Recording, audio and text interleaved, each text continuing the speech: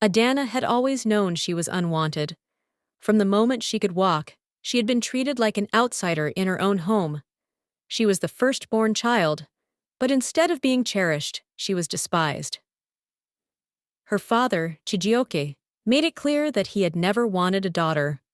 To him, girls were nothing more than burdens, and he had no patience for one as weak as Adana. Her mother, Naneka, was even worse, cold, dismissive, and cruel. She never hugged Adana, never comforted her, never looked at her with an ounce of affection.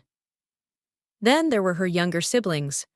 Dike, her younger brother, was their father's pride and joy. Strong, loud, and aggressive, he was treated like a prince, and he knew it. He was cruel simply because he could be. He would shove Adana into walls, trip her when she walked past, and snatch food off her plate just to watch her starve. Her younger sister, Kyra, was no better. She had learned from their mother that Adana was nothing but trash. Though smaller, Kyra would scratch her, pull her hair, and destroy her few belongings just to see her cry. "Why do you let them treat you like this?" Adana once asked her mother after Dike had poured hot tea on her hand, leaving a painful burn. Neka had simply scoffed. "You're lucky we let you stay in this house." Those words replayed in Adana's mind for years.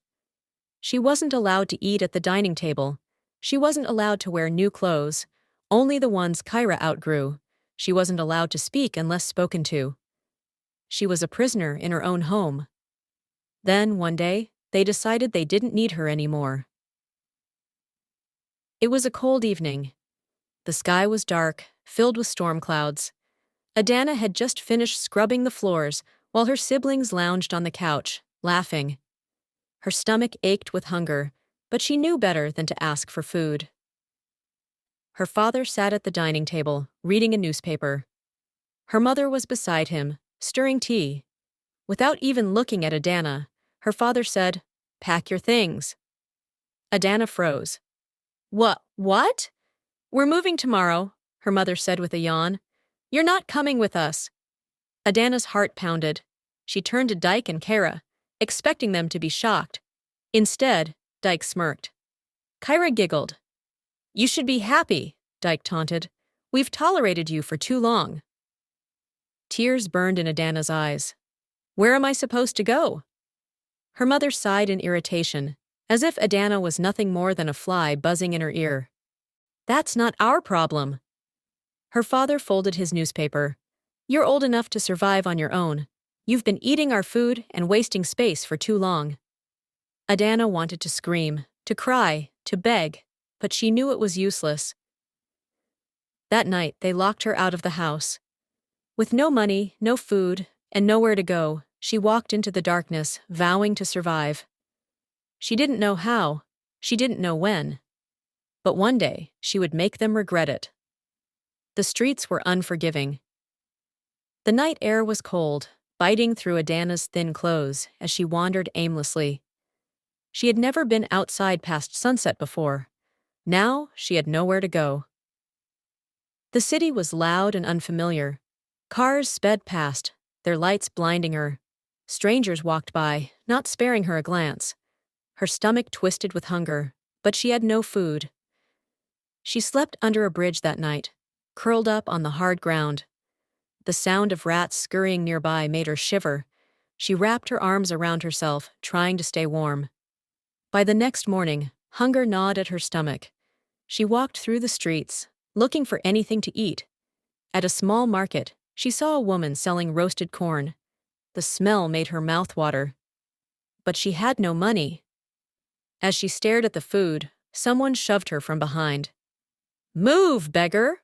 a man sneered, pushing past her. Shame burned in her chest.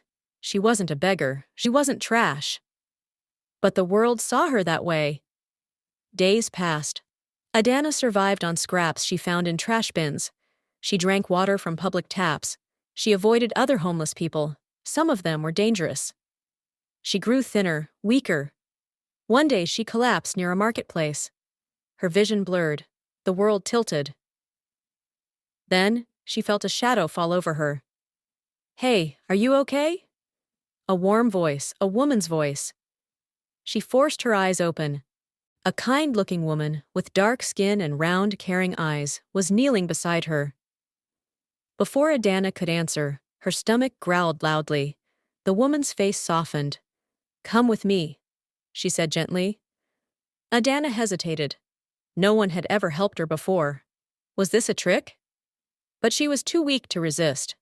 The woman led her to a small shop. The smell of fresh bread filled the air.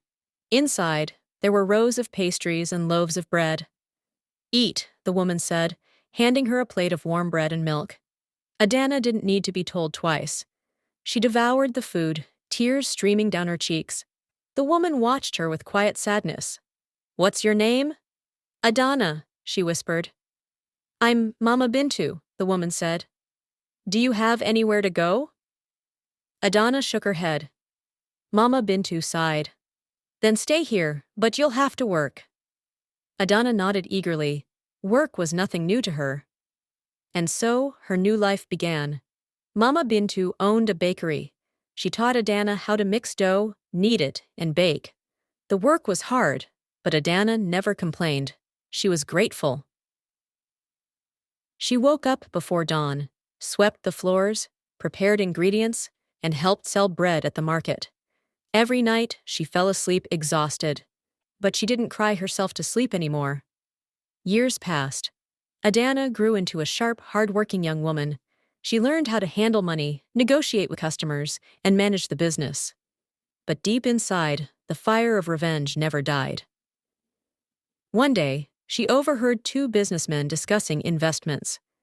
They spoke about stocks, real estate, and business expansions. A seed of ambition planted itself in her mind. She had spent her life working to survive. Now she wanted more. She wanted power. She wanted success. And above all, she wanted to make her family suffer for what they had done to her. Adana was no longer the weak little girl who had been thrown away like garbage. At 17, she had grown into a young woman with sharp eyes and a mind filled with ambition. She still worked at Mama Bintu's bakery, but now she was more than just a helper. She was learning the business. She knew how to manage money, handle suppliers, and attract customers. Mama Bintu saw the fire in her. "You have a sharp mind, my child," she said one evening as they closed the shop. "You remind me of myself when I was younger." Adana looked at her curiously. "Did you struggle too?" Mama Bintu gave a small, sad smile. "Life was not kind to me either, but I fought for my place in the world, and you must fight for yours." That night, Adana lay awake thinking. She had spent years surviving, but she wanted more. She didn't just want to live. She wanted to rise. She wanted to build something so powerful that the world would have no choice but to respect her. She wanted her family to choke on their words when they realized the girl they had abandoned was worth more than all of them combined. So, she made a decision. The next morning, she went to Mama Bintu. "I want to start my own business," she said firmly. Mama Bintu studied her for a long time, then nodded. "Then you will." Adana didn't have money to start big, but she had skills. She knew how to bake, how to talk to people, and how to sell. So she started small. With Mama Bintu's help, she bought ingredients and began making pastries at home. She woke up before dawn to bake, then walked through the streets, selling them to office workers and students. At first, it was tough. Some people ignored her, others laughed. But she didn't give up. Day after day, she kept selling. She learned what people liked, adjusted her recipes, and built a small group of loyal customers. Word spread. Within months, she was selling out before noon. She made enough money to rent a tiny space, a small shop no bigger than a storeroom, but it was hers. She worked tirelessly. Every coin she made, she reinvested. She saved. She planned. And then, an opportunity came. One day, a well-dressed man came into her shop. He bought a pastry, took one bite, and smiled. "This is the best I've ever had," he said. "Who owns this place?" "I do," Adana said proudly. The man studied her, surprised. "You're young, but you're talented." He introduced himself as Mr. Okoye, a businessman looking for food suppliers for hotels and events. "If you can handle big orders, I can connect you with powerful people," he offered. Adana didn't hesitate. "I can handle it." She worked harder than ever. She hired helpers, expanded her menu, and delivered large orders on time. One connection led to another. In 2 years, she owned 3 bakeries. In 5 years, she expanded into restaurants. By the time she was 25, Adana was no longer just a baker. She was a powerful businesswoman. Her company, Adana Foods, was one of the fastest-growing food brands in the country. And she was just getting started. The day they saw her again. It had been 12 years since her family abandoned her. They had no idea where she was. They had assumed she was dead, or struggling in the streets, just like they had left her. But fate had other plans. One evening, Adana was invited to a business conference. Wealthy investors and company owners were attending, and she was one of the guest speakers. She walked into the grand hall, dressed in a sleek black gown, her confidence radiating. And then she saw them. Her parents. Her brother. Her sister. They were standing at the far end of the room, talking to some businessmen. She froze for a moment, her heart pounding. They looked older, but nothing else had changed. Her father still carried himself with arrogance. Her mother still had that same cold expression, and her siblings still stood beside them as if they owned the world. They hadn't seen her yet. A bitter smile played on Adana's lips. They had no idea the girl they had thrown away was standing just a few feet from them, richer, more powerful, and more successful than they could ever imagine. She turned to walk away. She wasn't ready to reveal herself yet. Not yet. She had waited this long. She could wait a little longer. Because her revenge was just beginning. Adana had spent years preparing for this moment. She had built her empire from nothing, worked harder than anyone, and turned herself into one of the most powerful women in the country. But no matter how much success she achieved, the pain of her past still lived inside her. Her family had abandoned her like trash. Now, it was time to make them regret it. A shocking discovery. After the business conference, Adana did something she hadn't done in years. She looked into her family's lives. With her power and connections, finding out everything about them was easy. She discovered that her father, Chijioke, had lost his once thriving business due to bad investments. He was drowning in debt, struggling to hold on to the last bits of his influence. Her mother, Naneka, still carried herself with pride, but her lavish lifestyle had been reduced. She was desperately trying to maintain her status among rich society women, but behind closed doors, she was slowly falling apart. Her brother Dyke had inherited their father's arrogance, but not his intelligence. He had tried to start businesses, but every single one had failed. His reckless spending had left him in trouble, and now he depended on their struggling parents. And her sister Kyra? She had married a wealthy businessman, but the marriage was a disaster. Her husband was unfaithful, and she lived in quiet misery, pretending her life was perfect while secretly drowning in shame. They were weak. They were desperate. And they had no idea their fates were already in Adana's hands. Cutting their strings, Adana didn't rush her revenge. She took her time. One by one, she pulled the strings that held their fragile world together. First, she targeted her father's business. Through her connections, she spread rumors about his financial troubles. Investors pulled out. Banks refused to give him loans. Suppliers cut ties. Within months, his company collapsed completely, leaving him bankrupt. Next was her mother. Neka survived by maintaining social connections with powerful women. Adana made sure those connections were severed. She sent anonymous letters exposing Nika's financial troubles and fake wealth. Soon, the women she called friends stopped inviting her to gatherings. She became an outcast, laughed at behind closed doors. Dyke was easy. Adana bought out every business deal he was involved in and destroyed them before they could succeed. Every door he knocked on was already locked. Every investor rejected him. His reputation was ruined. He was nothing but a failure. And finally, Kyra. Adana didn't need to do much. Kyra's own husband was already making her life miserable. But Adana made sure Kyra's suffering was complete. Her husband's company? Adana bought it.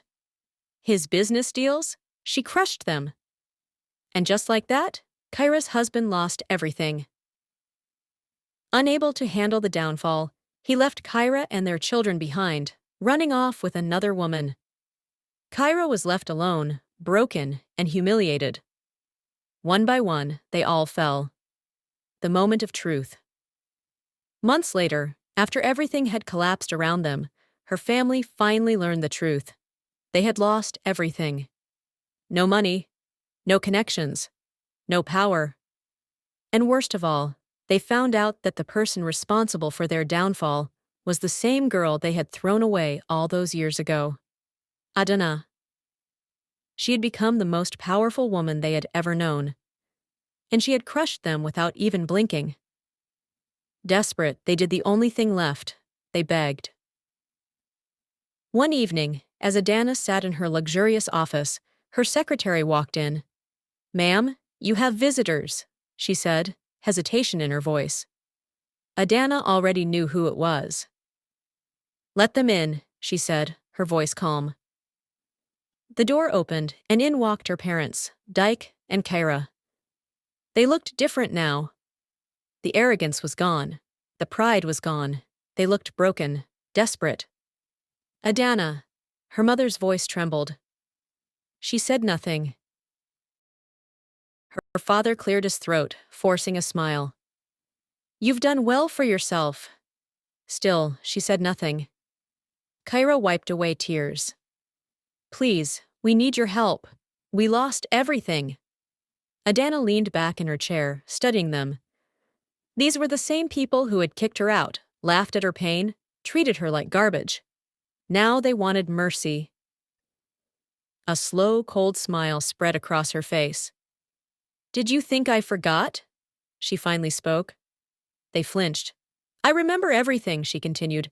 "Every insult, every slap. Every night I went to bed hungry, while you ate like kings." Her voice hardened. "You thought I would die in the streets, but I didn't." She leaned forward. "I survived, and I thrived." Tears rolled down Kyra's face. "We were wrong. We're sorry. Please, Adana, help us." Her mother nodded quickly. "We're still your family." Adana's eyes turned cold. "Family?" she whispered. She stood up, walking around the desk slowly.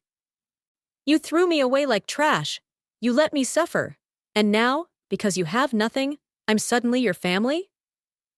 She let out a soft laugh, but there was no humor in it. "I don't help trash." Her father stiffened. "Adana, we—" "Get out," she said sharply. Silence. They stared at her, shocked. "Adana, please." "Get out." Her voice was ice. The guard stepped forward, ready to drag them away if necessary. Realizing there was no hope, her parents turned, shoulders hunched in defeat. Dyke clenched his jaw, but even he knew he had lost. Kyra sobbed as she followed them. As the door closed behind them, Adana felt something she hadn't felt in years. Peace. Her revenge was complete. She was no longer the abandoned girl. She was Adana, the billionaire CEO. And she had won. Adana sat by the window of her penthouse, gazing at the breathtaking city skyline. The golden lights shimmered in the distance, stretching as far as the eye could see. This was her empire, her world. She had built this from nothing. And she had destroyed the people who had once crushed her. But even now, after watching her family crawl at her feet, she felt nothing. Not sadness, not anger. Just the quiet satisfaction of knowing she had won. The city's most powerful woman. The news of her family's downfall spread quickly. People whispered about how the once powerful Chidioke had lost everything, how his once proud wife, Neka, was now a shadow of herself, how Dike, the arrogant son, had been reduced to nothing, and how Kyra, the spoiled princess, had been abandoned. The very people who had mocked and abused Adana were now the ones being mocked by society. But Adana didn't care about their shame. She was focused on something far greater, her growing empire. She expanded Adana Foods across continents, opening luxury restaurants and high-end bakeries in major cities around the world. Her brand became a symbol of excellence, known for its quality and class. She had everything: wealth, power, influence.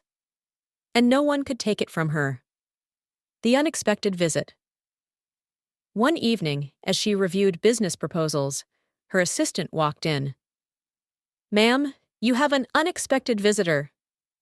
Adana raised an eyebrow. "Who?" Her assistant hesitated. "Your mother." Adana's fingers tightened around her pen.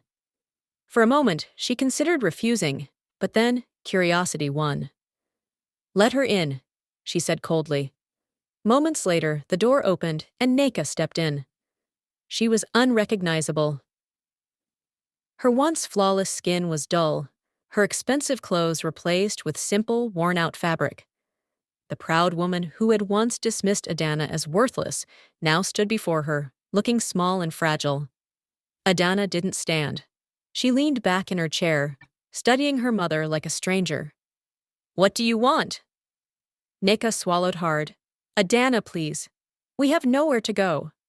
Adana's lips curled into a smirk. "And?" Her mother's lips trembled. "You have everything now. We are suffering. Father, he is sick. We have no money for his treatment." Adana tilted her head. "You mean the same father who kicked me out into the streets?" Neka shut her eyes. "We were wrong." Adana let out a short, humorless laugh. "You weren't wrong," she said. "You knew exactly what you were doing. You just didn't think I would survive." Neka looked down. "I regret it, Adana. If I could take it back. But you can't." Silence. Adana tapped her fingers against the desk. "You know, I spent years dreaming of this moment, of watching you all suffer, of seeing you beg." Her mother's hands trembled. "Then punish me. But Dike and Kyra, they're still young. Please, at least help your siblings." Adana's expression turned to stone. "You mean Dike? The same one who bullied me? Who made my life a living hell?" Neka lowered her head. "And Kyra?" Adana continued. "The sister who tortured me, who laughed when I cried?" Tears rolled down Neka's face. "They were just children." Adana's eyes flashed. "And what was I?" she whispered. Neka had no answer. Adana exhaled. She stood up and walked around the desk, stopping right in front of her mother. "You came here thinking I would save you," she said quietly. "But I am not the same little girl you threw away." Neka sniffed, her voice weak. "So you're going to let us die?" Adana smiled slightly. "No," she said. "That would be too easy." She leaned in, her voice like steel. "I want you to live." Neka's breath caught. "I want you to wake up every day and remember that the daughter you threw away is now the woman who holds your fate in her hands," Adana whispered. "I want you to see my name on billboards, on magazine covers, on television. I want you to watch me rise higher and higher, knowing that you have no place in my world." Her mother let out a quiet sob. "Please." Adana straightened. "My answer is no," she said simply. "Now get out." Her mother hesitated, as if hoping for mercy, but there was none. With one last defeated look, she turned and walked away. And just like that, the last piece of Adana's past was gone. The next morning, Adana sat on the balcony of her mansion, sipping tea as the sun rose over the city. She had taken everything from them. She had won. But as she sat there, a quiet thought settled in her heart. She didn't need revenge anymore. She didn't need to look back. She had built something greater than they could ever imagine, and while they would spend the rest of their lives in regret, she would continue to rise. Because she was more than the girl they abandoned. She was a survivor, a warrior, a queen. And the world was hers.